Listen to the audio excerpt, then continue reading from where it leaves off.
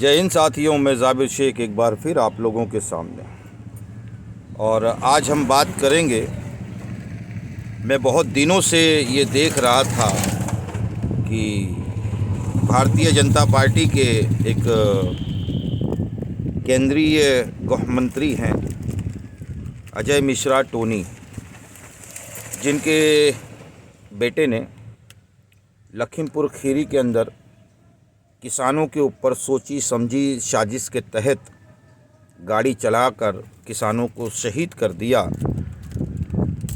और ये सारी दुनिया ने देखा और अब एसआईटी ने भी अपनी रिपोर्ट में ये खुलासा कर दिया कि वो सोची समझी साजिश के तहत किसानों के ऊपर गाड़ी चढ़ाई गई थी। उसके बाद भी प्रधानमंत्री नरेंद्र मोदी की सरकार उस मंत्री का इस्तीफ़ा तो नहीं ले रही है, उल्टा उसका पक्ष ले रही थी। अब जब एसआईटी की रिपोर्ट आ गई और हम देखेंगे कि अभी 2-3 दिन पहले उस मंत्री ने एबीपी न्यूज़ के एक पत्रकार को अभद्र भाषा का इस्तेमाल किया, गंदी गंदी माँ बहनों की गालियाँ दी, उसको धक्का दिया, जो कि ये सुप्रीम कोर्ट का ये आदेश था कि किसी भी पत्रकार के साथ में कोई आईएएस या आईपीएस अधिकारी भी अगर दुर्व्यवहार करता है उसके साथ, तो उसके ऊपर आपराधिक मामले दर्ज होंगे।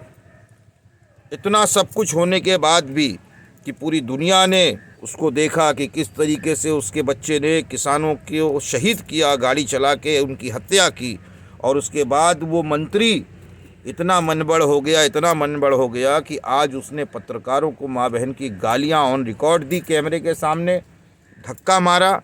लेकिन जब विपक्ष उस मंत्री का इस्तीफ़ा मांगता है तो मोदी सरकार उसके समर्थन में खड़ी हो जाती है। तो क्या यही सबका साथ और सबके विकास की बात करते हैं? क्या आप इसी तरीके से 2022 का इलेक्शन जीत जाएंगे?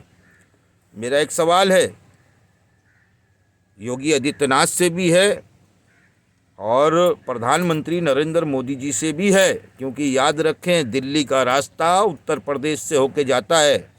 अगर आपकी छवि आपको सही बनाना है और सही में आप लोकतंत्र का और संविधान का पालन करवाना चाहते हैं, जिस तरीके से अपराधियों के घरों पे बुलडोज़र चलवाते हैं, उसी तरीके से वो मंत्री भी अपराधी है, उसका बेटा भी अपराधी है, उसके ऊपर भी बुलडोज़र चलना चाहिए। क्यों नहीं चला? ये हो गई एक चीज़। अब हम आते हैं दूसरी तरफ, जो स्मार्ट सिटी उत्तर प्रदेश की बात की जाती थी। योगी आदित्यनाथ जी ने एक नारा दिया था, गड्ढा मुक्त उत्तर प्रदेश। तो आज 4.5 साल के ऊपर हो गए। मैं ज़्यादा दूर की बात नहीं करता, आज़मगढ़ ज़िले की बात करता हूँ। आज़मगढ़ ज़िले के अंदर अगर 100 सड़कें हैं तो 100 में से 80 सड़कें आज भी अपनी बदहाली को रो रही हैं। खाली ज़मीनी स्तर पे काम कुछ भी नहीं हुआ है, पेपरी स्तर पे सब काम हो गया। और जहाँ गड्ढा मुक्त की तरफ सड़कें भी बनी है ना, आप ऐसे हाथ से खींच के जितना चाहो उतनी गिट्टी और निकाल लो। लगता ऐसा है कि काले कलर के अंदर गिट्टियों को डुबा कर वो रास्ते पे डाल के बुलडोज़र चला दिया गया हो। तो क्या इसी तरीके से स्मार्ट सिटी उत्तर प्रदेश बनेगी या इसी तरीके से गड्ढा मुक्त बनेगा? आखिर काम क्यों नहीं होता? अगर सरकार कोई निधि लाती है और सरकारी कर्मचारी अगर उसको पूरा नहीं करते हैं, चाहे वो कोई भी शोबे से ताल्लुक़ रखता हुआ अधिकारी किसी भी डिपार्टमेंट से, तो सरकार को भी ये चाहिए कि जैसे अपराधियों के घर पे बुलडोज़र चल रहा था, उनकी संपत्ति को जब्त किया जा रहा था, तो उसी तरीके से उन अधिकारियों के घर पे भी बुलडोज़र चलना चाहिए और उन अधिकारियों की भी संपत्तियों को जब्त करना चाहिए जो सरकारी नियमों का पालन नहीं करते हैं। अब 2022 का इलेक्शन है। अगर आप चाहते हैं कि 2022 के इलेक्शन में आप फिर एक बार से सत्ता में आएं, तो आपको जनता की समस्याओं का समाधान करना पड़ेगा।